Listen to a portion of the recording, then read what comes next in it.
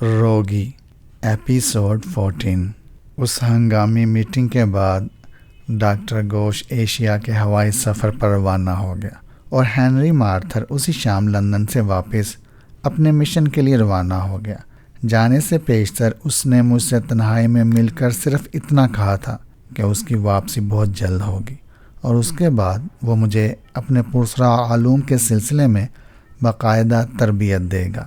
میری ترقی پر اس نے خاص طور پر مبارکباد دی تھی اور تاکید کی تھی کہ میں تنظیم کے لیے انتہائی وفاداری اور دیانتداری سے اپنے فرائض انجام دیتا رہوں اور مادام کے کسی حکم سے سرتابی کی جرات کبھی نہ کروں۔ اسی رات مادام نے لندن کے مقامی لوگوں سے میرا تعارف کروایا۔ کچھ ایسے چہرے بھی میری نظروں میں آئے جو میرے لیے بالکل نئے تھے۔ اس ملاقات میں لوسی بھی شریک تھی۔ مقامی سرگرم کارکنوں نے مجھے ہوشنگ کی جگہ لینے پر بڑی گرم جوشی سے مبارکباد دی اور اپنے تعاون کا بھرپور یقین دلایا، لیکن میں نے ایک شخص کو خاص طور پر بار بار پہلو بدلتے دیکھا۔ اس کی آنکھوں سے کینہ توزی جھلک رہی تھی، گویا وہ میری ترقی پر خوش نہیں تھا۔ اس کا نام بارودت تھا اور وہ چہرے سے اطالوی نظر آتا تھا۔ تھوڑے تھوڑے وقفے سے وہ میری جانب کچھ ایسی نگاہوں سے دیکھنے لگتا تھا جیسے میری شکل کو ذہن نشین کر رہا ہو۔ میٹنگ کے اختتام پر لوسی مجھ سے ملی تو اس کے مبارکباد دینے کا انداز جداگانہ تھا، لیکن یہ ملاقات زیادہ طویل ثابت نہ ہو سکی کیونکہ مادام نے اسے طلب کر لیا تھا۔ تنظیم کے بڑوں میں شامل ہونے کے بعد میری ذمہ داریوں کے ساتھ ساتھ میرے اختیارات بھی بے حد وسیع ہو گئے تھے۔ لوسی میرے لیے بہترین معاون ثابت ہو رہی تھی۔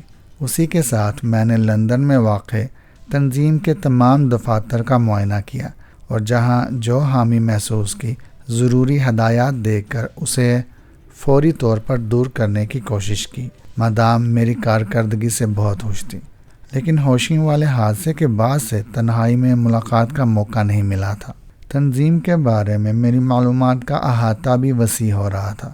مجھے اس بات کا شبہ شروع ہی سے تھا کہ مادام کی تنظیم غلط قسم کے کاروبار کرتی ہے اور ہوشنگ کی جگہ لینے کے بعد میرا شبہ یقین میں بدل گیا۔ مجھے اس بات کا اعتراف بھی ہے کہ تنظیم کو بڑے منظم انداز میں چلایا جا رہا تھا اور جائز کاروباری نوعیت کے دفاتر میں ناجائز تجارت کی ذمہ داریاں اسی طرح سے سر انجام دی جاتی تھیں۔ کسی کو ذرا برابر بھی شبہ نہیں ہو سکتا تھا۔ ان کے کاموں کی فہرست بہت طویل تھی۔ اس میں چرس اور افیون سے لے کر ہیرے جواہرات تک کی ناجائز نقل و حرکت شامل تھی۔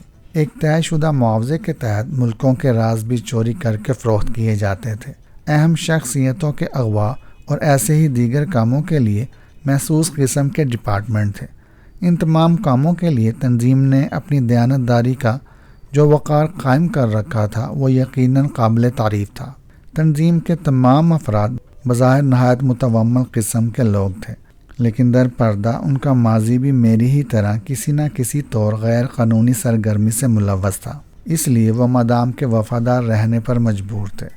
حکم کی سرتابی کی صورت میں ایسے افراد کو یہ خطرہ بھی رہتا تھا کہ کہیں مادام ان کا ماضی بے نقاب نہ کر دے۔ تنظیم سے وفاداری کی ایک خاص وجہ یہ بھی تھی کہ مادام ایسے تمام افراد کو نہایت معقول معاوضہ دیتی تھی اور ہر طرح ان کا خیال رکھتی تھی۔ تنخواہوں کے علاوہ ہر شخص کو اس کی کارکردگی کے سلسلے میں کمیشن بھی ملتا تھا، جو اکثر تنخواہ کے مقابلے میں کہیں زیادہ ہو جاتا تھا۔ اسی وجہ سے ہر شخص اس بات کے لیے کوشاں رہتا تھا کہ مادام اس کو کوئی بڑا اور زیادہ خطرناک کام سونپے تاکہ وہ زیادہ سے زیادہ رقم حاصل کر سکے۔ غرض یہ کہ تنظیم قانونی کاموں کے پس پردہ غیر قانونی تجارت کو بہت بڑے اور بین الاقوامی پیمانے پر سر انجام دے رہی تھی۔ لوسی نے شروع میں مجھے کاروباری نوعیت کے بارے میں کچھ نہیں بتایا تھا، لیکن ہوشنگ کی جگہ لینے کے بعد اس نے مجھ سے کوئی بات پوشیدہ نہیں رکھی تھی۔ میں مادام کی حویلی سے دوبارہ لوسی کے ساتھ پرانے فلیٹ میں آ گیا تھا۔ مادام کی طرف سے مجھے اجازت تھی کہ اپنے لیے کسی شاندار رہائش گاہ کا بندوبست کر لوں، لیکن میں نے لوسی کے ساتھ ہی رہنا پسند کیا تھا۔ رابرٹ کی روح نے بھی مجھے یہی مشورہ دیا تھا۔ تنظیم کے اندرونی حالات جاننے کے باوجود میں نے اس سے علیحدگی کا کوئی خیال اپنے ذہن میں نہیں آنے دیا تھا۔ مجھے ماضی کی تلخیاں اور پولیس کے ہاتھوں ملنے والی اذیت ناک سزائیں ابھی تک یاد تھیں۔ دنیا نے مجھے شرافت کی زندگی گزارنے کا موقع ہی نہیں دیا تھا۔ مجھے اپنی شرافت کے بدلے میں جو مظالم برداشت کرنے پڑے تھے ان کا ذکر میری داستان کا سبب بن گیا تھا۔ حالات نے شرافت کے اس لبادے کی دھجیاں اڑا دی تھی جو میں نے پہن رکھا تھا۔ اگر ہینری مارتھر نے مجھے پولیس کی تحویل سے اغوا کر کے تنظیم میں شامل نہ کیا ہوتا تو شاید میں پولیس کی سختیاں سہتے سہتے دم توڑ چکا ہوتا۔ میری لاش خاموشی سے کسی ویرانے میں مٹی کے نیچے دبا دی جاتی یا پھر مجھے کسی دریا یا سمندر میں پھینک دیا جاتا جہاں آبی جانور میری بوٹیوں اور ہڈیوں کو ہڑپ کر جاتے۔ میں نے خود بھی اس امجد علی کا گلا گونڈ ڈالا تھا جس نے کبھی شرافت کی زندگی گزارنے کے خواب دیکھے تھے۔ ان خوابوں کی بھیانک تعبیر امجد علی کی المناک موت کا باعث ثابت ہوئی تھی، اور اب صرف اجیت کمار زندہ تھا۔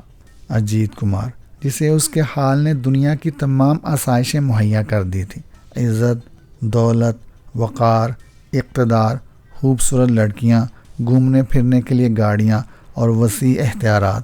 ایک انسان کو پرسکون زندگی گزارنے کے لیے ان چیزوں کے سوا برا اور کیا چاہیے؟ ایسا سکون کس کام کا جس میں انسان کے جسم پر چیتھڑے جھول رہے ہوں، کھانے کے لیے 2 وقت کی روٹی بھی میسر نہ ہو، البتہ جوتے، لاتوں اور غلیظ گالیاں بافرات ہوں۔ میں نے اس امجد علی کو ہمیشہ کے لیے ختم کر دیا تھا اور اب صرف اور صرف اجیت کمار کو زندہ رکھنے کا فیصلہ کر لیا تھا، جو طاقتور اور صاحب اقتدار تھا۔ مجھے اپنے ماضی سے اگر کوئی سروکار تھا تو صرف پجارن سریتا اور پجاری لکشمن داس سے تھا۔ مجھے ان کے کچھ پرانے قرضے چکانے تھے۔ اس کے علاوہ میں ماضی کی تمام باتوں کو یکسر فراموش کرنے کا تہیہ کر چکا تھا۔ زندگی کا مفہوم اب اگر میرے نزدیک تھا تو صرف اتنا کہ کھاؤ، پیو اور موج اڑاؤ۔ خطرات سے کھیلنا تو یوں بھی مردانگی کی علامت ہے، پھر مجھے خطرات سے گھبرانے کی کیا ضرورت تھی؟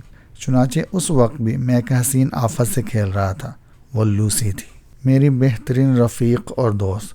اس نے بھی زندگی کا مفہوم وہی سمجھا تھا جو حالات نے مجھے سمجھایا تھا۔ رات کے تقریباً 10 کا عمل تھا۔ لوسی میرے ساتھ میری خواب گاہ میں میرے بستر پر میرے پہلو میں دراز تھی اور میں اس کی زلفوں سے کھیل رہا تھا۔ اس کے بدن کی حرارت مجھے سکون بخش رہی تھی۔ اس کے باریک ڈریسنگ گاؤن سے اٹھتی ہوئی مہک میرے دل و دماغ کو معطر کر رہی تھی۔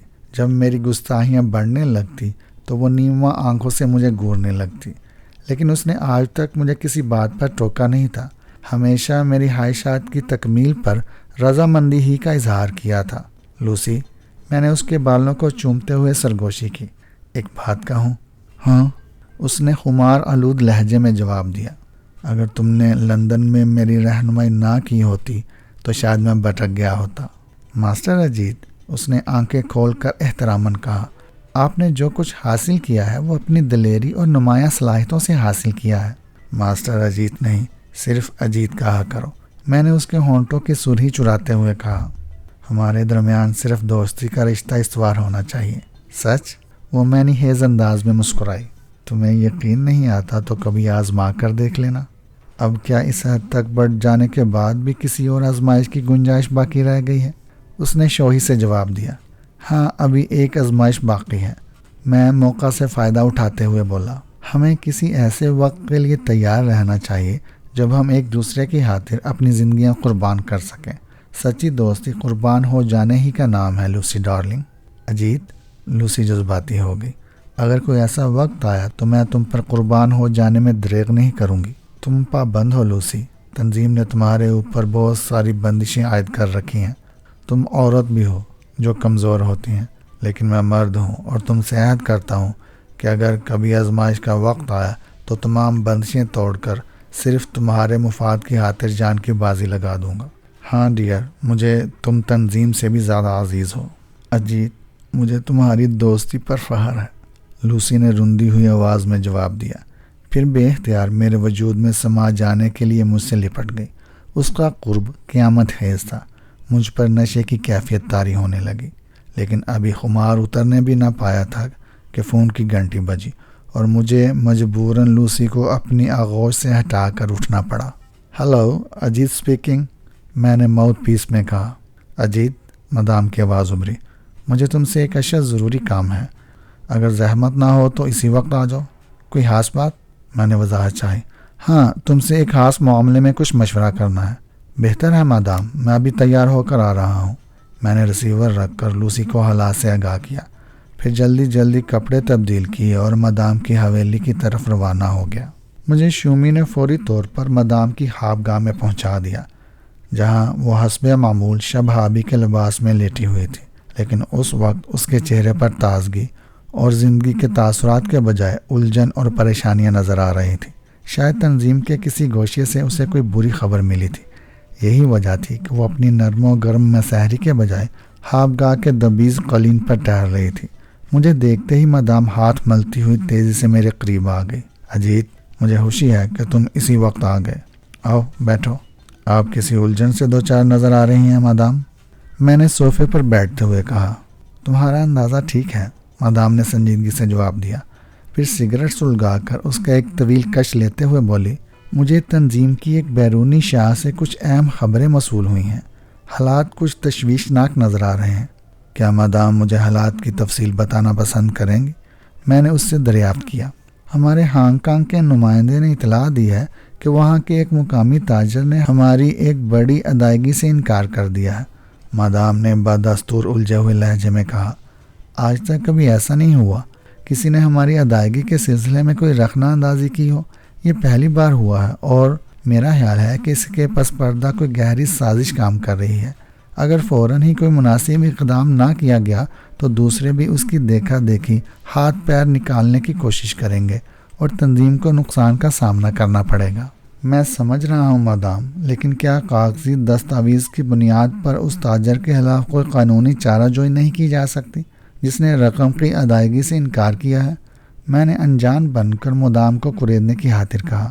مادام نے پہلی بار مجھے معنی خیز نگاہوں سے دیکھا، پھر بڑے ٹھوس لہجے میں بولی، میرا خیال تھا کہ ہنری نے تمہیں تنظیم کے تمام حالات سے آگاہ کر دیا ہوگا۔ بہرحال اس وقت تفصیل سے بتانے میں وقت ضائع ہوگا، جبکہ ہمارے لیے ایک ایک لمحہ قیمتی ہے۔ فی الحال تم کو یہ بتایا جا سکتا ہے کہ جس ادائیگی سے انکار کیا گیا ہے اس کی کوئی قانونی دستاویز نہیں ہے۔ کچھ کام ایسے بھی ہوتے ہیں جو صرف زبان اور بھروسے کی بنیادوں پر کیے جاتے ہیں۔ آئی سی، میں نے اس بار صورتحال کو سمجھتے ہوئے جواب دیا۔ میں سمجھ گیا مادام، ویسے کیا آپ مجھے اس کام کی نوعیت بتانا پسند کریں گے جس کے مکمل ہو جانے کے بعد ادائیگی سے انکار کیا گیا ہے؟ تنظیم کے بڑوں میں شمولیت اختیار کرنے کے بعد ہمارے درمیان سے تمام پردے اٹھ جاتے ہیں، مادام نے اپنے لیے ایک جام تیار کرتے ہوئے کہا، پھر میری طرف دیکھ کر بولی، کیا تم بھی شوق کرنا پسند کرو گے؟ اگر مادام کو ناگوار خاطر نہ گزرے تو تمہیں اب ان تکلفات سے کام نہیں لینا چاہیے۔ مادام نے ایک گلاس میرے لیے بھی بنایا، پھر گلاس ٹکرا کر ایک لمبا گھونٹ لیتے ہوئے بولی، ہم نے طے شدہ کمیشن پر اس تاجر کے لیے ایشیا کی بہترین حشیش اپنے آدمیوں کے ذریعے فراہم کرائی تھی۔ نصف رقم کی ادائیگی اصول کے مطابق پہلے ہو گئی تھی، لیکن باقی رقم کی ادائیگی اس نے مال موصول ہو جانے کے ایک ہفتہ بعد کرنے کا وعدہ کیا تھا۔ اس قسم کے کاموں میں اعتماد بھروسے پر ہر کاروبار چلتا ہے، اس لیے ہم نے باقی نصف رقم کی ادائیگی میں کوئی حجت مناسب نہیں سمجھی، لیکن 15 روز گزر جانے کے بعد بھی رقم وصول نہیں ہوئی تو ہمارے مقامی نمائندے نے تقاضا کیا، اور جانتے ہو اس تاجر نے ہمارے آدمی کو کیا جواب دیا؟ وہ اس بات سے منحرف ہو گیا کہ اس نے ہمارے ذریعے کوئی چیز منگوائی تھی۔ بقایا رقم کتنی تھی؟ میں نے آدھا گلاس ایک ہی سانس میں خالی کرتے ہوئے بڑی لاپرواہی سے دریافت کیا۔ تقریباً 2 لاکھ امریکی ڈالر، جو اس کو ادا کرنے تھے۔ کیا یہ مناسب نہ ہوگا کہ ہم اس تاجر سے اپنی رقم وصول کرنے کے بعد اسے اس طرح ختم کر دیں کہ دوسروں کو بھی اس سے عبرت حاصل ہو اور دوبارہ کوئی ہمارے ساتھ ادائیگی کے معاملے میں بددیانتی کرنے کی جرت نہ کر سکے؟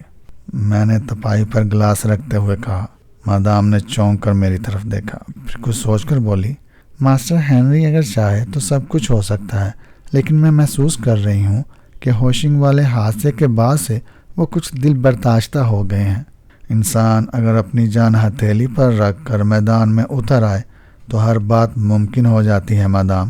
میں نے گلاس میں بچی ہوئی باقی شراب کو بھی ایک ہی سانس میں معدے میں اتارتے ہوئے بڑے سرد لہجے میں کہا، مجھے صرف آپ کی اجازت کی ضرورت ہے۔ آپ اگر چاہیں گی تو اس تاجر کو لندن لا کر آپ کے قدموں میں بھی ڈال دوں گا۔ کیا تم ایسا کر سکتے ہو؟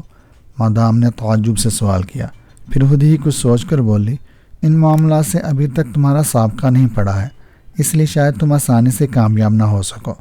جو لوگ ایسے کام کرتے ہیں ان کے ذرائع بھی لامحدود ہوتے ہیں۔ ہمیں اگر ناکامی کا سامنا ہوا تو تنظیم کی ساکھ مزید خراب ہو جائے گی اور دوسرے افراد کو بھی شہ مل سکتی ہے۔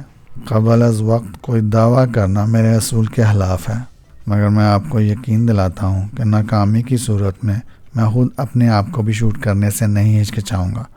آپ مجھے ان لوگوں کے نام اور پتے فراہم کر دیں، میں تنظیم کی ساکھ کو گرنے نہیں دوں گا۔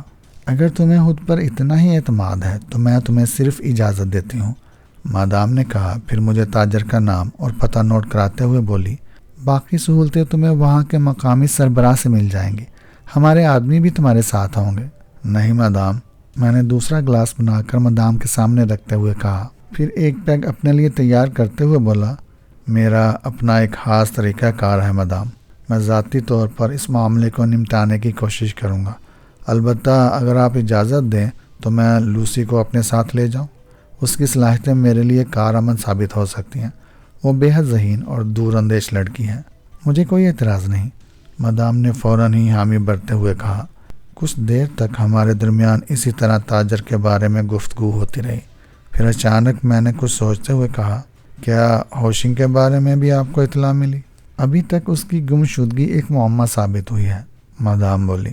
میرا خیال ہے کہ فی الحال وہ سامنے آنے کی کوشش نہیں کرے گا۔ تنظیم کے بڑے لوگوں میں سے ایک ہونے کی حیثیت سے ہوشنگ کے تعلقات بھی ہمارے کاروباری حلقے میں بہت وسیع ہوں گے۔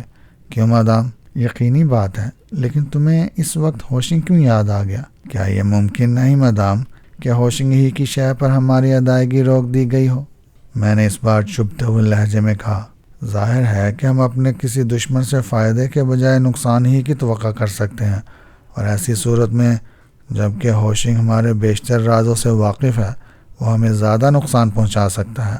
اس کی جگہ اگر میں ہوتا تو تنظیم کی جڑیں کھوکھلی کرنے کے سلسلے میں کوئی بھی دقیقہ فرگزاشت نہ کرتا۔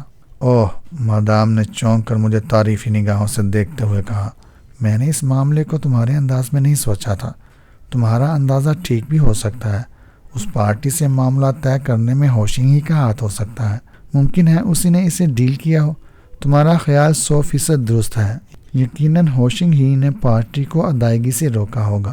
اگر یہ بات ماسٹر ہینری بھی تسلیم کر لیں تو وہ ہوشنگ کی سرکوبی پر آمادہ ہو سکتے ہیں۔ آپ جو مناسب سمجھیں، میں نے تلخ انداز اختیار کرتے ہوئے جواب دیا۔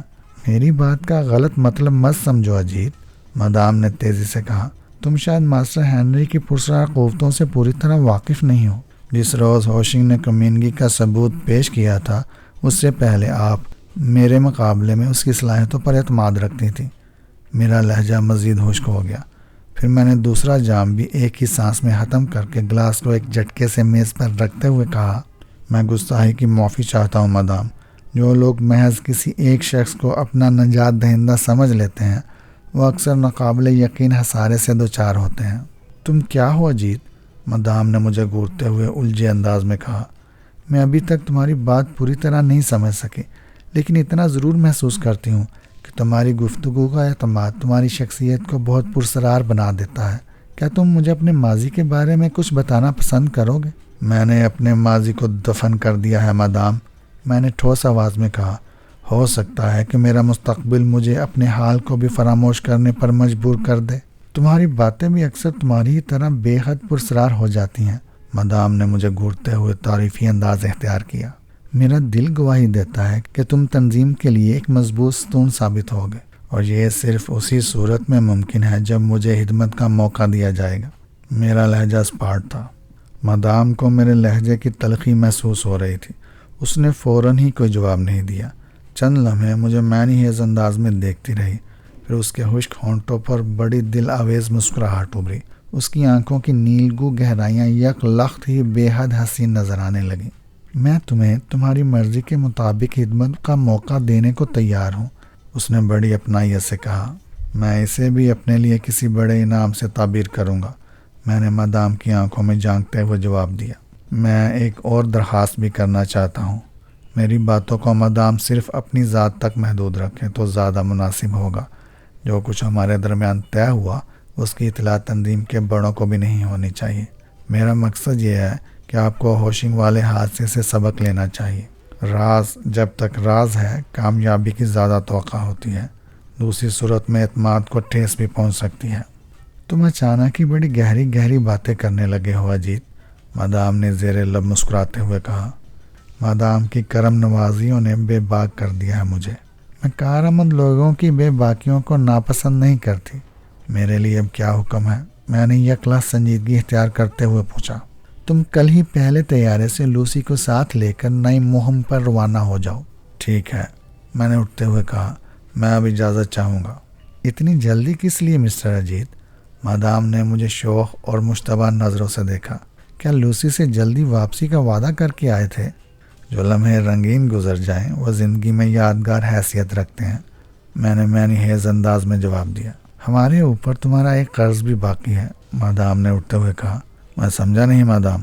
تم نے ہم سے اپنے لیے حسب خواہش انعام کی فرمائش کی تھی اور ہم نے تمہیں اس کی اجازت دی تھی۔ مادام کی نگاہوں سے مستی جھلکنے لگی۔ مجھے یاد ہے مادام، میں نے آہستہ سے کہا۔ میں نے اپنا وہ حق محفوظ رکھا ہے، لیکن میں چاہتی ہوں کہ لندن سے روانگی سے قبل ہی تمہارا قرض چکا دو۔ مادام کی آواز میں شراب کے ساغر کھنک رہے تھے۔ بولو اجیت، تم کیا انعام چاہتے ہو؟ جب حسن ہو دعوت نظارہ ہو تو عشق کے قدم اکھڑنے لگتے ہیں۔ میں بھی اس وقت کچھ ایسی ہی کیفیت سے دوچار تھا۔ مادام جن نگاہوں سے مجھے گھور رہی تھی اس نے میری پیاس کو اور بھڑکا دیا تھا۔ مجھے رابرٹ کی بات یاد آئی۔ اس نے یہی کہا تھا کہ مادام کارآمد لوگوں کو مایوس نہیں کرتی۔ حالات کے پیش نظر میری اہمیت بھی اس کی نگاہوں میں بڑھ گئی تھی۔ وہ مجھے بھی اپنے شباب کے چھلکتے ہوئے ساغر سے مدہوش کرنا چاہتی تھی۔ میں نے مایوسی گناہ سمجھی۔ مادام کی بات کا جواب دینے کے بجائے میرے قدم متحرک ہو گئے۔ میں چھوٹے چھوٹے قدم اٹھاتا ہوا اس کے قریب پہنچ کر رک گیا۔ اس کے قرب کی حشر سامانیاں مجھے سحر آلود کر رہی تھیں۔ باریک ڈریسنگ گاؤن سے چھلکتا ہوا اس کا کندن جیسا جسم میرے وجود کو پگھلا رہا تھا۔ مجھے اپنے جسم پر چونٹیاں سی رینگتی محسوس ہوئیں۔ میرا حلق خشک ہونے لگا۔ مادام کے جسم کی مہک میرے نشے کو ہوا دے رہی تھی۔ اس کی آنکھوں کا سحر مجھے آہستہ آہستہ تسخیر کر رہا تھا۔ میں بےہودی میں غرق ہونے لگا۔ میں نے ہوش میں آنے کی کوشش نہیں کی۔ ہماری زبانیں بند تھیں اور نگاہیں زبان بن گئی تھیں، جو ہماری دھڑکنوں کا مفہوم ایک دوسرے کو سمجھا رہی تھیں۔ اور پھر جب نگاہوں کی زبان نے ایک حتمی فیصلہ کر لیا تو میں نے بڑھ کر مادام کے حسین پیکر کو اپنے بازوؤں میں اٹھا لیا اور لڑکھڑاتا ہوا مسحری پر آ گیا۔ خوابگاہ کا حسن مادام کے قرب سے قیامت خیز بن گیا۔ پہل مادام نے کی۔ اپنا نازک ہاتھ بڑھا کر اس نے بیڈ سوئچ آف کر دیا۔ پوری خوابگاہ گپ اندھیرے میں ڈوب گئی تو میری جسارتوں میں طوفان آ گیا، اور طوفان کی شدت نے درمیانی فاصلے کم کر دیے، اور پھر جب طوفان ختم ہوا تو فاصلے دوبارہ برقرار ہو گئے۔ میں زندگی کی لذتوں سے سرشار اپنی فتح پر جھومتا ہوا اٹھا۔ مادام کا ٹوٹا ہوا جسم بدستور مسحری کے نرم فور پر یوں پڑا رہا جیسے کسی بت تراش نے ملائم ربڑ سے ایک حسین وجود کو بڑی چابک دستی سے تراش دیا ہو۔ میں نے سنگ تراشی کے اس حسین شاہکار پر الوداعی نظر ڈالی اور خاموشی سے خوابگاہ کے ملجگی اندھیرے سے نکل کر روشنی میں آ گیا۔ دوسرے ہی روز میں لوسی کو ساتھ لے کر اپنی نئی مہم سر کرنے کے ارادے سے لندن ایئرپورٹ سے اپنی منزل کی طرف پرواز کر گیا، جہاں میرے ساتھ کیا ہونے والا تھا یا میرے ہاتھوں سے کیا کچھ عمل میں آ سکتا تھا مجھے کچھ خبر نہ تھی، اور نہ ہی مجھے اس کی پرواہ تھی۔ لندن ایئرپورٹ سے میں نے لوسی کے ہمراہ ہانگ کانگ کے لیے پرواز کی تو میرا سینہ بے حد کشادہ تھا۔ تنظیم کے بڑوں میں شمولیت اختیار کر لینے کے بعد میرے اختیارات بھی وسیع ہو گئے تھے۔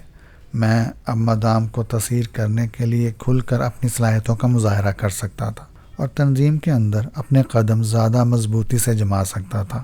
لندن سے روانگی سے قبل مادام نے جس صورتحال سے آگاہ کیا تھا وہ میرے لیے پریشان کن نہیں تھی۔ میں اس کام کو بآسانی اپنی پرسرار اور ماورۂ قوتوں سے انجام دے سکتا تھا، لیکن میں نے طے کر لیا تھا کہ موجودہ مہم میں کچھ ایسے انداز میں حالات کا مقابلہ کروں گا کہ مادام پوری طرح میری مٹھی میں آ جائے۔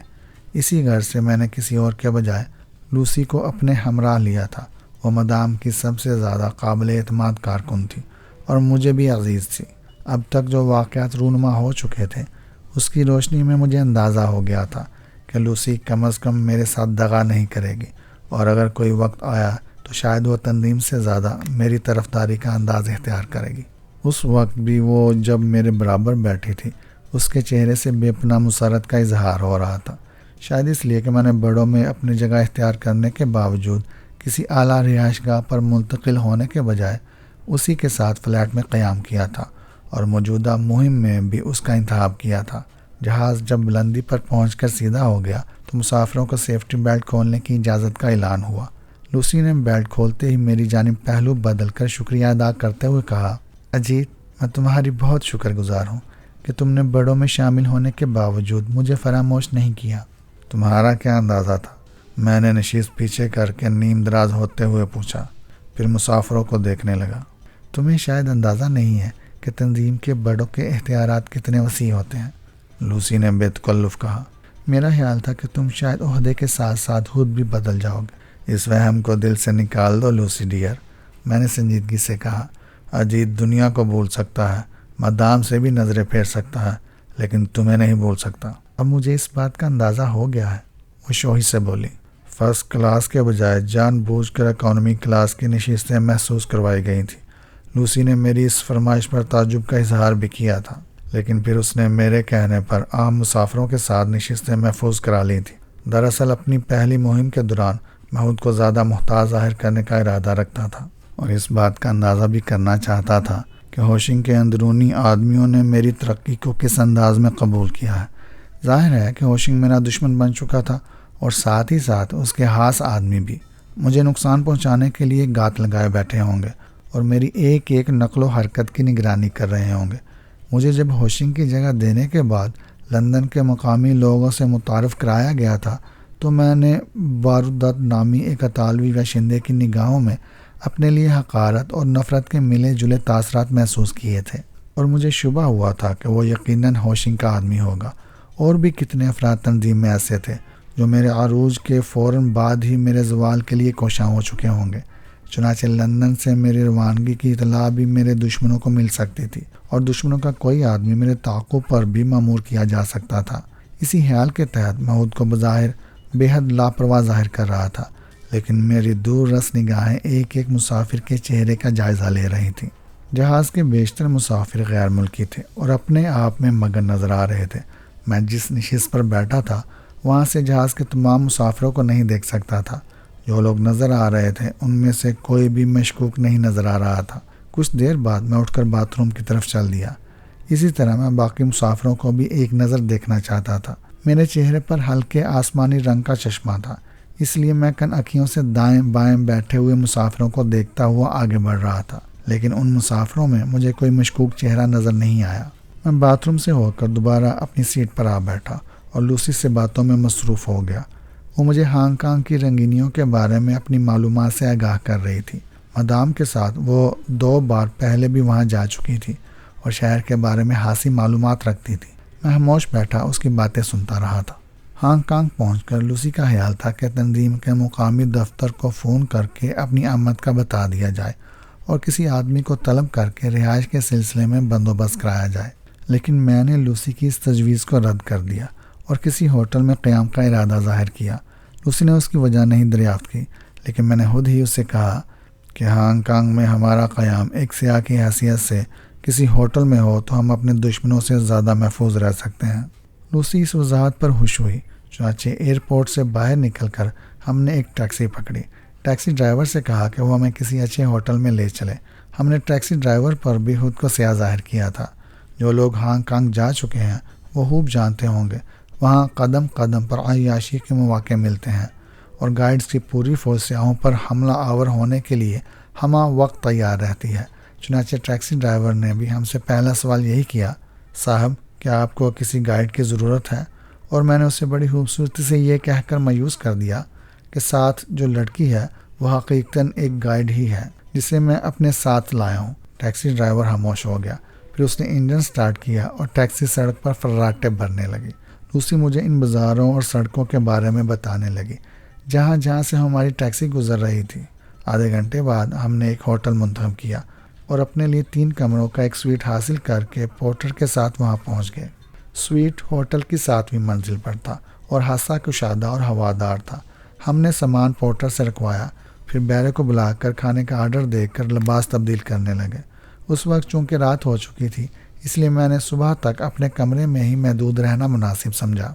روم میں بیرا 15 منٹ میں ہمارا کھانا لے آیا اور بڑے سلیقے سے اسے سجانے لگا، لیکن میں محسوس کر رہا تھا کہ وہ بار بار لوسی کی طرف دیکھتا جا رہا تھا۔ کھانا لگ چکا تو ہم کرسیوں سے اٹھ کر میز پر آ گئے۔ بیرا شاید واپس جانے کے لیے ہماری اجازت کا طلبگار تھا۔ میں نے اسے گھورتے ہوئے پوچھا، تمہاری ڈیوٹی کب ختم ہوگی؟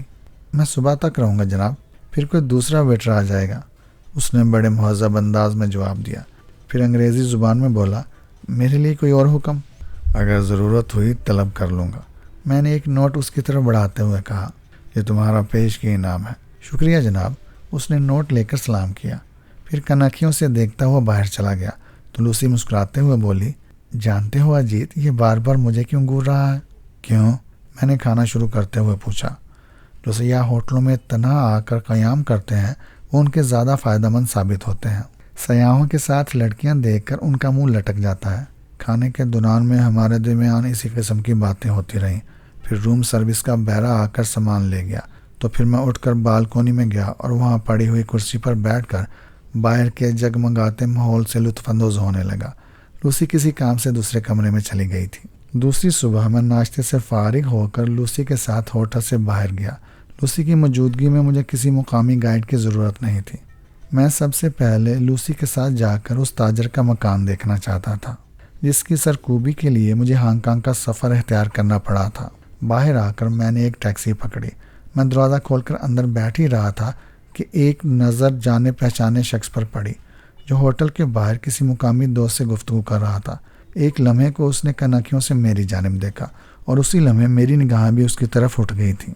میں نے اپنے ذہن پر زور دیا تو مجھے یاد آ گیا کہ اس شخص کو میں نے جہاز پر اپنے ساتھ ہی سفر کرتے دیکھا تھا۔ دوسرے میں نے جیب سے سگریٹ نکال کر سلگائی اور بڑی لاپرواہی سے پچھلی نشست پر لوسی کے ساتھ بیٹھ گیا۔ میرے بیٹھتے ہی ٹیکسی چل پڑی تھی۔ میری چھٹی حص کسی تعاقب کا سراغ دے رہی تھی۔ میرا اندازہ تھا کہ وہ میرا تعاقب کر رہا تھا۔ سرخ رنگ کی وہ یہ اسپورٹس کار جس کے قریب وہ شخص کھڑا تھا ایک محدود فاصلے سے ٹیکسی کے تعاقب میں تھی اور اس میں وہی دونوں افراد موجود تھے جنہیں میں ہوٹل کے باہر مصروف گفتگو پایا تھا۔ لوسی کسی تعاقب سے بے خبر ہانگ کانگ کے مناظر سے لطف اندوز ہو رہی تھی۔ میں اپنی نشست پر آرام سے بیٹھا سگریٹ کے کش لیتا رہا۔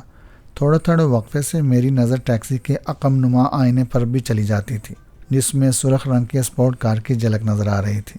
لوسی ڈیئر، میں نے کچھ سوچتے ہوئے لوسی کو مخاطب کیا، تمہیں یقین ہے کہ ہماری آمد کی اطلاع ہمارے مقامی لوگوں تک نہیں پہنچی ہوگی؟ میرا خیال ہے کہ ایسا نہیں ہوا ہوگا، ورنہ مقامی دفتر کے لوگ ہمیں ضرور لینے آتے، لوسی نے جواب دیا اور میری طرف وضاحت بھری نگاہوں سے دیکھتے ہوئے بولی، تمہیں اچانک یہ بات کیوں یاد آ گئی؟ کچھ نہیں، میں نے ٹیکسی ڈرائیور کی طرف اشارہ کرتے ہوئے کہا۔ میں نے لوسی کو یہ باور کرانے کی کوشش کی تھی کہ اس کی موجودگی میں ہمیں محتاط ہو کر گفتگو کرنی چاہیے۔ اوہ، لوسی مسکرائی، پھر اس نے بڑی روانی سے ہندوستانی زبان بولتے ہوئے کہا، یہاں کے لوگ اس زبان سے زیادہ واقفیت نہیں رکھتے، تم مجھ سے اسی زبان میں بات کر سکتے ہو، لیکن تم نے مجھے پہلے کیوں نہیں بتایا کہ تمہیں ہندی آتی ہے؟ تمہیں کسی ایسے ہی موقع پر سرپرائز دینے کے لیے، لوسی نے مسکراتے ہوئے جواب دیا۔ مجھے اور بھی متعدد زبانیں آتی ہیں، غالباً اسی لیے مدام تم کو دوسروں پر فوقیت دیتی ہے۔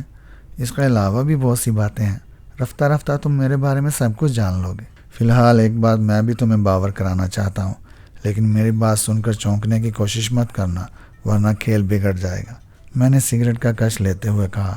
پیچھے سرخ رنگ کی ایک اسپورٹس کار ہمارا تعاقب کر رہی ہے۔ مگر تمہیں اس بات کا یقین کیسے ہوا وہ ہمارا ہی تعاقب کر رہی ہے؟ لوسی نے چونکے بغیر اسی انداز میں سوال کیا۔ میں اپنے جسم کے ہر حصے پر آنکھیں رکھتا ہوں مائی ڈیئر، میں نے لاپرواہی سے کہا۔ تمہاری اطلاع کے لیے یہ بھی عرض کر دوں کہ جو شخص اس وقت ہمارے تعاقب میں ہے وہ لندن ایئرپورٹ سے ہمارے ساتھ ہی جہاز میں سوار ہوا تھا اور غالباً اس کا قیام بھی اسی ہوٹل میں ہے جہاں ہم ٹھہرے ہوئے ہیں۔ تعاقب کا مقصد کیا ہو سکتا ہے؟ لوسی نے پوچھا۔ میری موت، میں نے بدستور لاپرواہی سے کہا۔ شاید اس طرح وہ ہوشنگ کا انتقام لینا چاہتے ہوں۔ پھر تمہارا کیا خیال ہے؟ کیا ہمارا اس وقت اپنی منزل مقصود تک جانا مناسب ہوگا؟ میں اپنے پروگرام ملتوی کرنے کا عادی نہیں ہوں، البتہ اس میں تھوڑی سی ترمیم ضروری ہے، میں نے کچھ سوچتے ہوئے کہا۔ ہم مائیکل کی رہائش گاہ کو اب قریب سے دیکھنے کے بجائے دور سے دیکھیں گے۔ تم صرف نگاہوں کے اشارے سے مجھے بتاؤ گے کہ اس کی رہائش گاہ کون سی ہے۔ پھر ہم اطمینان سے سڑکوں پر کچھ دیر تفریح کرنے کے بعد مقامی دفتر کے سربراہ سے ملاقات کریں گے۔ تم ٹیکسی ڈرائیور کو گائیڈ کرتی رہنا۔ میں تمہارے حکم کے خلاف کوئی قدم نہیں اٹھا سکتی اجیت، لیکن کیا اس وقت ہمارا اپنے مقامی دفتر تک جانا مناسب ہوگا؟ لوسی نے سنجیدگی سے کہا۔ میرا مقصد یہ ہے کہ اگر واقعی ہمارا پیچھا کیا جا رہا ہے تو تعاقب کرنے والے اس بات سے آگاہ ہو جائیں گے کہ ہمارا تعلق کس تنظیم سے ہے۔ انہیں ان باتوں کا علم پہلے ہی سے ہوگا لوسی ڈیئر، میں نے مسکرا کر کہا۔ میں فی الحال صرف یہ چاہتا ہوں کہ تعاقب کرنے والے یہی سمجھیں کہ ہم اپنے تعاقب سے قطعی بے خبر ہیں۔ لوسی نے کوئی جواب نہیں دیا، شاید اس لیے کہ اسے مجھ پر بھرپور اعتماد تھا، پھر اس لیے کہ وہ اب میری ماتحت تھی اور میرے ہر حکم پر سر تسلیم ہم کرنے کی پابند تھی۔ میں نے ایک بار پھر ویو گلاس پر نظر ڈالی اور اسپورٹس کار کو دیکھ کر مسکرانے لگا۔ کچھ دیر بعد ہی ہماری ٹیکسی ایک ایسے ساحلی علاقے سے گزر رہی تھی جہاں سڑک کے ایک جانب سمندر تھا اور دوسری جانب قدیم طرز کے قلعہ نما مکانات بنے ہوئے تھے۔ میں سمندر کی طرف دیکھ رہا تھا کہ اچانک لوسی نے اپنا ہاتھ میرے ہاتھ پر رکھ کر اپنی طرف متوجہ کرتے ہوئے سرگوشی کی۔ وہ جو گرین کلر کی چمنی نظر آ رہی ہے، اس کے ساتھ والا مکان ہی ایگل لاج ہے۔ مائیکل یہیں رہتا ہے۔ اس کے صدر دروازے پر عقاب کی شبیہ کندہ ہے۔ میں نے عمارت کے نقشے کو ایک ہی نگاہ میں ذہن نشین کر لیا۔ عمارتوں کا سلسلہ چونکہ سڑک کی سطح سے کم از کم 9 فٹ کی بلندی پر تھا، اس لیے میں ایگل لاج کے دروازے کو نہ دیکھ سکا، مگر لوسی نے جو نشانی بتائی تھی وہ اتنی واضح تھی کہ اس عمارت کو آسانی سے تلاش کیا جا سکتا تھا۔ سرخ اسپورٹس کار برابر ایک محدود فاصلے سے ہمارا پیچھا کر رہی تھی، اس لیے ہم دائیں بائیں دیکھتے ہوئے دوبارہ شہر کے وسط میں آ گئے۔ پھر مختلف شاہراہوں سے گزرنے کے بعد ٹیکسی لوسی کے اشارے پر ایک 8 منزلہ عمارت کے سامنے روک دی گئی۔ عمارت کے باہر مدام انٹرپرائز کے بڑے بڑے حروف دیوار پر کندہ نظر آ رہے تھے، اس لیے مجھے یہ جاننے میں کوئی دشواری نہیں ہوئی کہ ہانگ کانگ میں ہماری تنظیم کا صدر دفتر اسی عمارت میں واقع ہے۔ میں نے ٹیکسی سے اتر کر کرایہ ادا کرنے کے ساتھ ساتھ ایک بڑا نوٹ ڈرائیور کو بطور ٹپ بھی دے دیا تو اس نے جھک کر سلام کیا، پھر خاموشی سے دوبارہ اپنی سیٹ پر جا کر بیٹھ گیا۔ میں نے خود کو نوعارت ظاہر کرنے کے لیے عمارت کے سامنے رک کر قرب و جوار پر ایک طائرانہ نظر ڈالی، پھر لوسی کا ہاتھ تھام کر عمارت میں چلا گیا۔ ماحول کا جائزہ لیتے وقت میں نے اس سرخ اسپورٹس کار کو بھی بطور خاص دیکھا تھا جو ہماری ٹیکسی سے تقریباً 20 گز کے فاصلے پر تھی۔ کچھ دیر بعد ہی ہم مدام انٹرپرائزز کی عمارت کی 7ویں منزل پر تنظیم کے مقامی سربراہ مسٹر باٹلے کے ایئر کنڈیشن آفس میں تھے۔ لوسی نے میرا تعارف کرایا تو باٹلے نے اٹھ کر گرم جوشی سے مجھ سے ہاتھ ملایا اور اپنی کرسی کی جانب اشارہ کرتے ہوئے مہذب لہجے میں بولا، تشریف رکھیے سر۔ میں نے مسٹر باٹلے کی طرف ایک نظر دیکھا، پھر بڑھ کر کرسی پر بیٹھ گیا۔ لوسی اور باٹلے نے میرے بیٹھنے کے بعد دوسری نشستیں سنبھال لی۔ مدام نے ہمیں آپ کے بارے میں تفصیلات سے آگاہ کر دیا تھا، لیکن آپ کی آمد کے بارے میں اطلاع نہیں دی تھی، ورنہ میں ایئرپورٹ پر موجود رہتا۔ کیا یہ پوری عمارت ہمارے اپنے تصرف میں ہے؟ میں نے باٹلے کی بات نظر انداز کرتے ہوئے سوال کیا۔ جی ہاں، باٹلے نے جلدی سے کہا۔ آپ لوگوں کا قیام کہاں ہے؟ ماسٹر عزیز نے ہوٹل میں قیام کرنا پسند کیا ہے، لوسی نے میری طرف سے جواب دیا۔ ہوٹل میں؟ باٹلے نے حیرت کا اظہار کرتے ہوئے براہ راست مجھ سے مخاطب ہو کر کہا، کیا آپ اس رہائش گاہ میں قیام نہیں کریں گے جو تنظیم کے بڑوں کے لیے محسوس ہے؟ مسٹر باٹلے، میں نے اسے گورتے ہوئے قدرے خشک لہجے میں جواب دیا، ہمارے لیے وقت کی اہمیت زیادہ ہونی چاہیے۔ آپ کی اطلاع کے لیے صرف اتنا بتا دینا کافی سمجھتا ہوں کہ میرے کام کا انداز دوسروں سے مختلف ہے اور میں بھیڑ بھاڑ سے دور رہنے کا عادی ہوں۔ آپ میرا مقصد سمجھ گئے ہوں گے۔ یس سر، مسٹر باٹلے نے، جو جسمانی اعتبار سے بے حد قوی اور پھرتیلا نظر آتا تھا، جلدی سے کہا، ہمیں مدام کی طرف سے بھی ہدایات ملی ہیں کہ آپ کے کسی معاملے میں اس وقت تک مداخلت نہ کی جائے جب تک آپ خود ہمیں کوئی حکم نہ دیں۔ مائیکل کے سلسلے میں کیا رپورٹ ہے؟ میں نے اصل مقصد کی طرف آتے ہوئے سوال کیا۔ مجھے یقین ہے کہ اس معاملے میں کچھ لوگ مائیکل کی پشت پناہی کر رہے ہیں، باٹلے نے ٹھوس آواز میں کہا۔ یہ پہلا اتفاق ہے کہ کسی پارٹی نے ہمارے ساتھ کیے ہوئے معاہدے سے انحراف کرنے کی جرات کی ہے۔ کیا اس سے پہلے ہی تنظیم نے مائیکل کا کوئی کام کیا تھا؟ جی نہیں جناب، یہ پہلا کام تھا۔ رقم کی وصول یابی کے سلسلے میں آپ کا کیا پلان ہے؟ مائیکل سے رقم کی وصول یابی بظاہر کوئی صورتحال نظر نہیں آتی جناب، لیکن میرا ذاتی خیال ہے کہ کہ مائیکل کی عبرتناک موت سے ہمارے دوسرے گاہکوں کو خاطرخواہ نصیحت ہو سکتی ہے۔ میں نے مدام کی خدمت میں بھی یہی درخواست روانہ کی تھی۔ وہ لوگ کون ہیں جو مائیکل کی پشت پناہی کر رہے ہیں؟ میں نے باٹلے کو گھورتے ہوئے سوال کیا تو وہ ایک ثانیے کو گڑبڑا گیا۔ ممکن ہے میرا خیال غلط ہو، لیکن میرا اندازہ یہی ہے کہ ہماری تنظیم کا کوئی آدمی مائیکل کو ادائیگی نہ کرنے پر اکسا رہا ہے۔ اس نے دبی زبان میں جواب دیا۔ مسٹر باٹلے، میں نے کرسی سے اٹھ کر کمرے میں ٹہلتے ہوئے سرد لہجے میں کہا، اس آدمی کا کوئی نام بھی ضرور ہوگا۔ میرا شبہ مسٹر ہوشنگ پر ہے جناب۔ کیا آپ کچھ ایسے نام بھی بتا سکتے ہیں جو ابھی تک ہوشنگ کے طرفدار ہوں؟ میرے علم میں ایسا کوئی نام نہیں ہے جناب، باٹلے نے تیزی سے جواب دیا۔ مائیکل کی موت دوسرے گاہکوں کے لیے عبرتناک ثابت ہو سکتی ہے، لیکن اس رقم کا کیا ہوگا جو مائیکل پر واجب الادا ہے؟ میں نے اسپاٹ لہجے میں پوچھا۔ مدام کا حکم ہے کہ ہم تنظیم کی ساکھ کو کسی قیمت پر حرام نہ ہونے دیں۔ اگر آپ حکم دیں تو ہمارے آدمی ہر بات کے لیے تیار ملیں گے۔ گڈ، میں نے تیزی سے پلٹ کر باٹلے کو تعریفی نظروں سے دیکھتے ہوئے کہا۔ مجھے آپ سے اسی جواب کی توقع تھی مسٹر باٹلے۔ فی الحال میں حالات کا جائزہ لینے کے بعد ہی کوئی فیصلہ کر سکوں گا، لیکن ایک بات باقی رہ جاتی ہے۔ کیا آپ کے خیال میں مائیکل اس پوزیشن میں ہے کہ ہماری رقم کی ادائیگی کر سکے؟ یقینی بات ہے جناب، باٹلے نے جواب دیا۔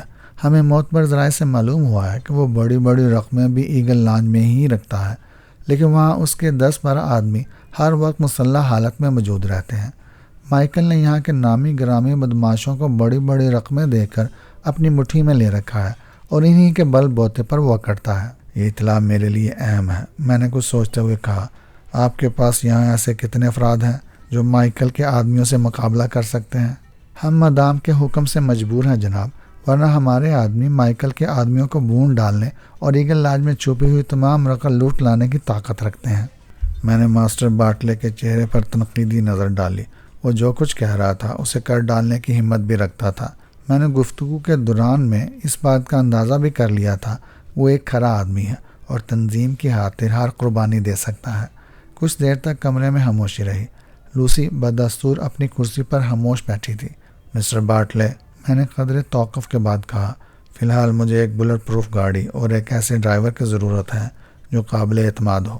میں اس کا بندوبست ابھی کیے دیتا ہوں جناب، باٹلے نے کہا اور کمرے سے باہر چلا گیا۔ اس کی واپسی میں بمشکل 10 منٹ لگے تھے، لیکن دوسری بار جب وہ کمرے میں داخل ہوا تو اس کے ساتھ ایک دراز قد آدمی بھی تھا جو نقش و نگار کے اعتبار سے چینی نظر آ رہا تھا۔ نوارد نے کمرے میں داخل ہوتے ہی جھک کر مجھے سلام کیا اور نظریں جھکا کر کھڑا ہو گیا۔ مسٹر باٹلے نے اس کا تعارف کراتے ہوئے کہا، یہ چانگلی ہے جناب، آپ اس کی صلاحیتوں پر آنکھ بند کر کے اعتماد کر سکتے ہیں۔ گاڑی کہاں؟ آپ کے حکم کے مطابق نیچے سرد دروازے پر موجود ہے۔ گڈ، فی الحال اتنا ہی کافی ہے، میں نے لوسی کو اٹھنے کا اشارہ کرتے ہوئے مسٹر باٹلے سے کہا اور کمرے سے نکل کر لفٹ کی طرف قدم اٹھانے لگا۔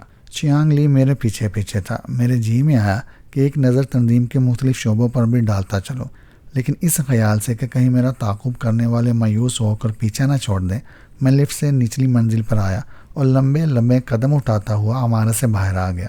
چیانگ لی نے لپک کر گرے کلر کے اس سیڈان کے دروازے کھولے جو ہمارے لیے محسوس کی گئی تھی۔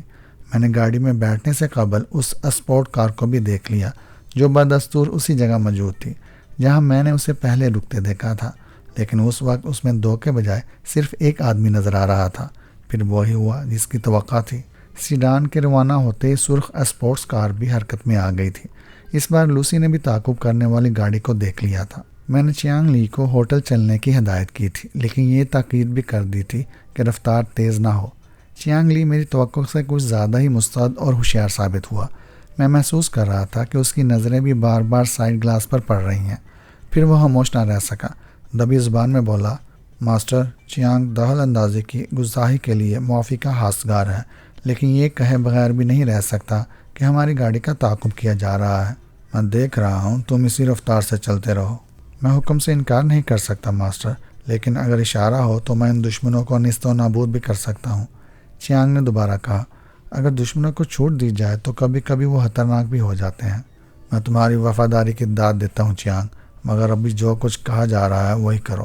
چیانگ نے اپنی زبان بند کر لی، لیکن میں محسوس کر رہا تھا کہ اس کی آنکھوں میں خون و شام درندوں کی سی چمک بدستور قائم تھی۔ لوسی نے میری طرف وضاحت طلب نظروں سے دیکھتے ہوئے کہا، کیا ارادہ ہے اجیت؟ فکر مت کرو لوسی ڈیئر، میں فی الحال حالات کا جائزہ لے رہا ہوں۔ جب وقت آیا تو ان دشمنوں کو موت کے گھاٹ اتارنا میرے بائیں ہاتھ کا کھیل ہوگا۔ میں نے بھی ہندوستانی زبان میں کہا، ابھی مجھے مائیکل کو بھی دیکھنا ہے کہ وہ کتنے پانی میں ہے۔ کیا تعاقب کرنے والے اسی کے آدمی ہو سکتے ہیں؟ یقین سے نہیں کہا جا سکتا، لیکن میرا خیال ہے کہ یہ ہوشنگ کے گرگے ہوں گے۔ باٹلے کے بارے میں تم نے کیا نظریہ قائم کیا ہے؟ لوسی نے گفتگو کا رخ بدلتے ہوئے پوچھا۔ کیا تمہارے خیال میں وہ قابل اعتماد ہے؟ ہاں، بظاہر وہ مدام کا وفادار نظر آتا ہے، لیکن میری نظر میں ایک شخص ایسا بھی ہے جو ہوشنگ کا خاص آدمی ہے۔ ہو سکتا ہے کہ اسی کے اشارے پر ہمارا تعاقب کیا جا رہا ہو۔ کون ہے وہ؟ باردت، میں نے لاپرواہی سے جواب دیا۔ ہو سکتا ہے تمہارا خیال ٹھیک ہو، لوسی نے چونکتے ہوئے کہا۔ تنظیم میں باردت کی شمولیت ہوشنگ ہی کی سفارش پر ہوئی تھی۔ سیڈان کشادہ سڑکوں پر دوڑ رہی تھی۔ لوسی بار بار مجھ سے میرے آئندہ اقدام کے بارے میں دریافت کر رہی تھی، لیکن میں اسے بڑی خوبصورتی سے ٹالتا رہا۔ چیانگلی اپنی نشست پر خاموش بیٹھا ڈرائیو کر رہا تھا۔ ہمیں اپنے ہوٹل پہنچنے میں زیادہ دیر نہیں لگی۔ میں نے چیانگ کو سختی سے اس بات کی تاکید کی کہ میرے حکم کے خلاف وہ کوئی قدم نہ اٹھائے۔ پھر سیڈان کو ہوٹل کے باہر چھوڑ کر میں لوسی کے ساتھ اپنے کمرے میں آ گیا۔ لوسی لباس تبدیل کرنے کی غرض سے دوسرے کمرے میں چلی گئی تو میں نے کچھ سوچ کر ریسیور اٹھایا، آپریٹر سے ڈائریکٹ لائن مانگی اور مسٹر باٹلے کا فون کرنے لگا۔ دوسری جانب سے باٹلے نے ہی فون ریسیو کیا تھا۔ میں اجیت بول رہا ہوں، میں نے ماؤتھ پیس میں کہا۔ کون اجیت؟ دوسری جانب سے خشک لہجے میں پوچھا گیا۔ مسٹر باٹلے، کیا تم اس وقت ہوش میں نہیں ہو یا تم نے پی رکھی ہے؟ آپ نے غالباً غلط نمبر ڈائل کیے ہیں جناب۔ یہاں کا موسم اکثر تبدیل ہوتا رہتا ہے، اس لیے اکثر غلط نمبر مل جاتے ہیں۔ اوہ، میں نے اپنی غلطی محسوس کرتے ہوئے جلدی سے کہا۔ Master 3 speaking. شکریہ جناب، باٹلے نے اس بار نرم آواز میں کہا۔ کوڈ کے بغیر گفتگو کرنا ہمارے اصول کے خلاف ہے، آپ اس کی اہمیت سمجھتے ہوں گے۔ بہرحال اگر مجھ سے کوئی گستاخی ہوئی تو میں معافی کا حقدار ہوں۔ کوئی بات نہیں، میں نے کہا، پھر اصل مقصد کی طرف آتے ہوئے بولا۔ دفتر واپسی پر سرخ رنگ کی ایک اسپورٹس کار نے میرا تعاقب کیا ہے۔ یہ گاڑی اس وقت بھی ہوٹل کے پارکنگ لاٹ میں موجود ہے۔ تم کسی آدمی کو اس پر تعینات کر دو، میں جاننا چاہتا ہوں کہ وہ کون لوگ ہیں۔ بہتر ہے جناب، ہمارے آدمی آدھے گھنٹے تک پہنچ جائیں گے، لیکن آپ کا قیام کس ہوٹل میں ہے؟ ہوٹل مینڈرین۔ میں نے ہوٹل کے نام کے ساتھ ساتھ اسپورٹ کار کا نمبر بھی بتاتے ہوئے کہا۔ جس آدمی کو تعینات کیا جائے اسے تاکید کر دی جائے کہ وہ مجھ سے براہ راست رابطہ قائم نہ کرے۔ ضروری معلومات میں خود فون پر حاصل کر لوں گا۔ بہتر ہے جناب۔ ایک بات اور، مجھے مائیکل کے سلسلے میں بھی ضروری معلومات درکار ہوں گی، میں نے سنجیدگی سے کہا۔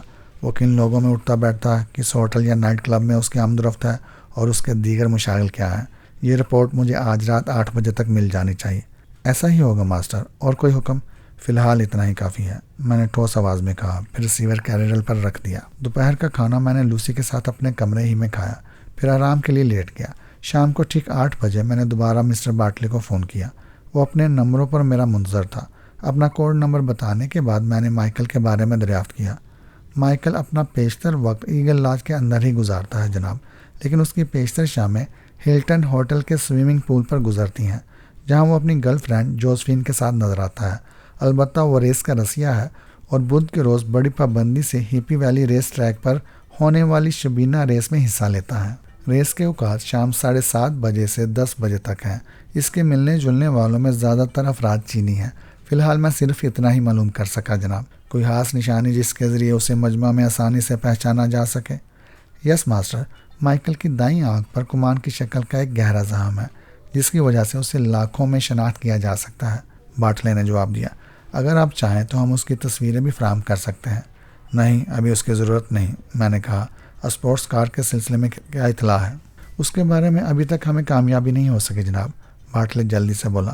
آپ کے حکم پر میں نے اپنا آدمی روانہ کر دیا ہے، لیکن مطلوبہ گاڑی ہوٹل پر موجود نہیں تھی۔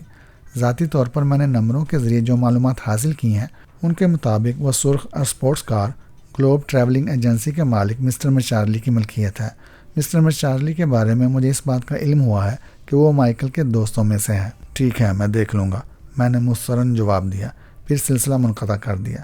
لوسی میرے قریب بیٹھی بڑی سنجیدگی سے میرے چہرے کے تاثرات پڑھنے کی کوشش کر رہی تھی۔ میں نے ریسیور رکھ کر ایک سگریٹ سلگائی اور لوسی کی طرف دیکھنے لگا۔